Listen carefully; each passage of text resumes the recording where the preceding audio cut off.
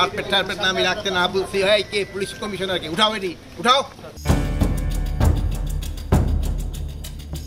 সিলেটে এয়ারপোর্ট থানা পরিদর্শনে গিয়ে লাল গালিচা দেখে ক্ষোভ প্রকাশ করেছেন স্বরাষ্ট্র উপদেষ্টা লেফটেন্যান্ট জেনারেল মোহাম্মদ জাহাঙ্গীর আলম চৌধুরী।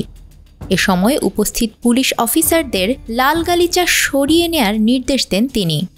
স্বরাষ্ট্র উপদেষ্টার আগমন উপলক্ষে বৃহস্পতিবার সকালে লাল গালিচা সংবর্ধনার ব্যবস্থা করেছিল সিলেট এয়ারপোর্ট থানা পুলিশ।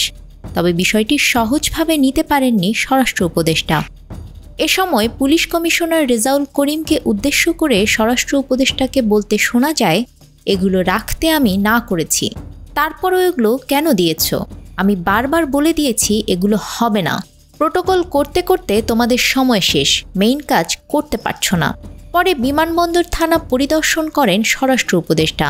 সেখানে কর্মরত পুলিশ সদস্যদের সঙ্গে কথা বলেন তিনি। সামাজিক যোগাযোগ মাধ্যমে স্বরাষ্ট্র উপদেষ্টার ওই ভিডিওটি এরই মধ্যে ব্যাপক সাড়া ফেলেছে, যেখানে স্বরাষ্ট্র উপদেষ্টাকে প্রশংসায় ভাসাচ্ছেন অনেকেই। এর আগে গত 2 ফেব্রুয়ারি মিরপুরের বাউনিয়া খাল পুনরুদ্ধারে গিয়ে লালগালিচায় ওঠেন অন্তর্বর্তী সরকারের 3 উপদেষ্টা, যা সে সময় ব্যাপক বিতর্কের জন্ম দিয়েছিল। পরে যার ব্যাখ্যাও দেয়া হয় সরকারের পক্ষ থেকে। ওই ঘটনার পর থেকেই লালগালিচা নিয়ে সতর্ক অবস্থানে সরকারের উপদেষ্টারা, যার প্রতিফলন এবার দেখা গেল সিলেটে। নিউজ ডেস্ক, আমাদের সময়।